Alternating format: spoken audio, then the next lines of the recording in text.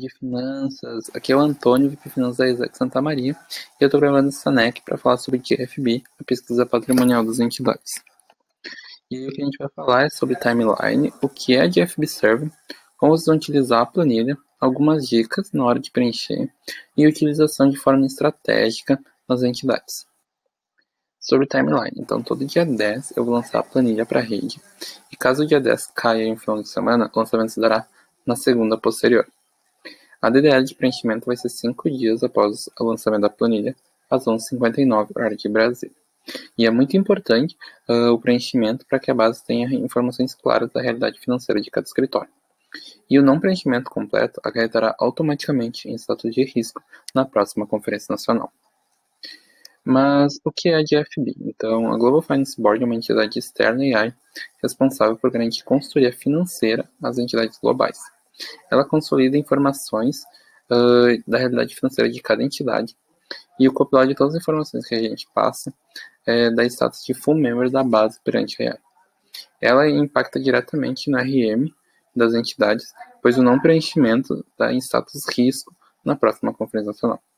E é uma ferramenta de gestão de informação para a rede de finanças poder ter claro a realidade financeira de cada entidade.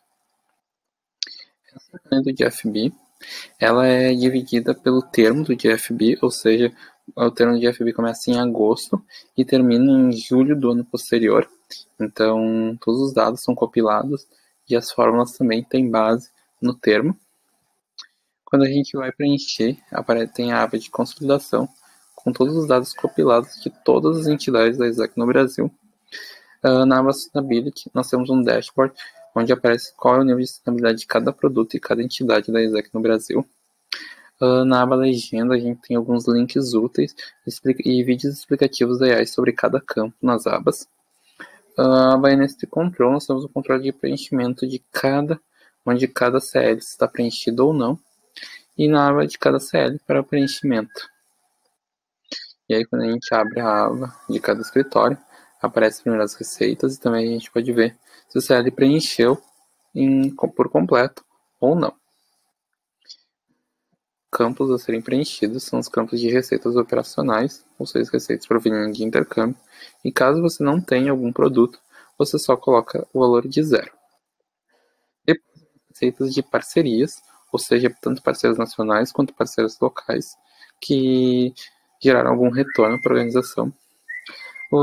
As receitas de conferências, tanto locais, nacionais ou internacionais, obtidas, e caso, por exemplo, o valor só repassou pelo caixa, quando, por exemplo, a gente foi pago para a CL uma FII, mas já foi pago diretamente ao hotel, esse valor não precisa ser colocado, pois só passou pelo caixa.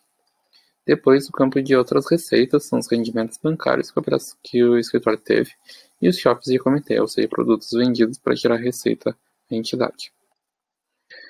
Tem as despesas operacionais, ou seja, as despesas necessárias para que o intercâmbio acontecesse.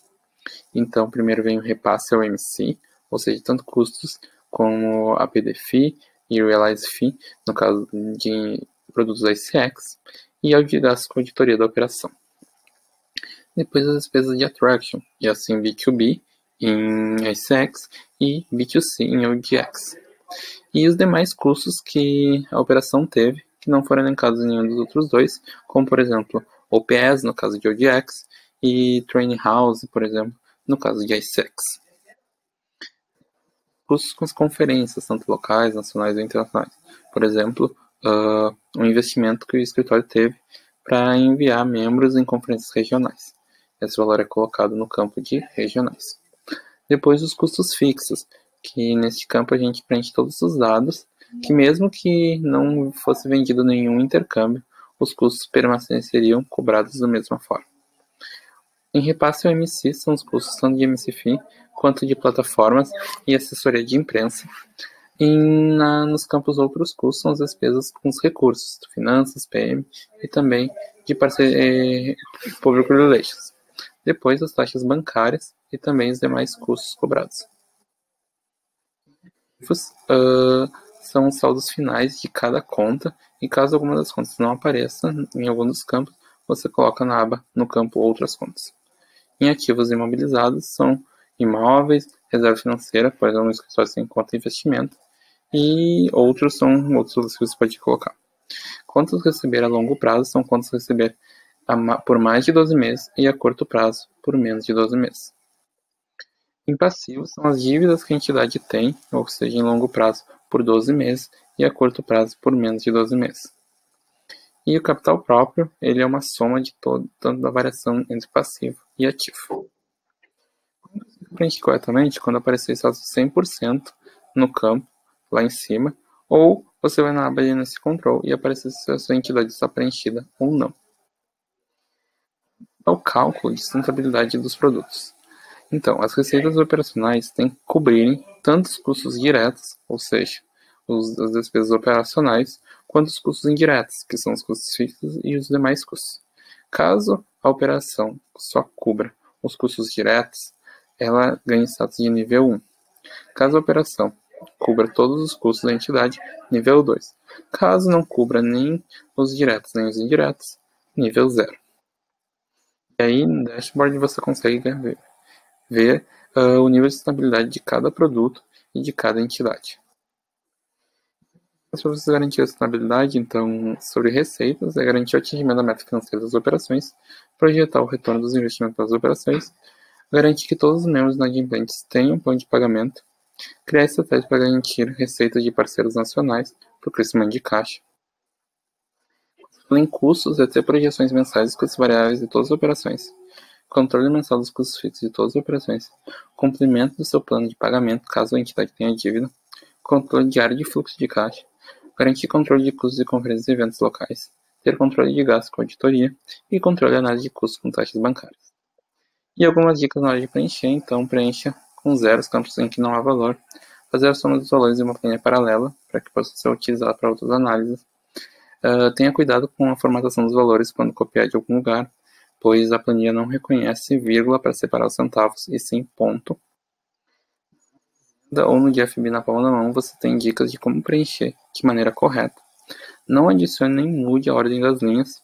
Os valores do repasse sempre serão do mês anterior ao da resposta, ou seja, se nós estamos preenchendo a survey de julho, as respostas de repasse serão do mês de junho. E não digitar em células em que há forma, pois isso se dará em um preenchimento incorreto do report.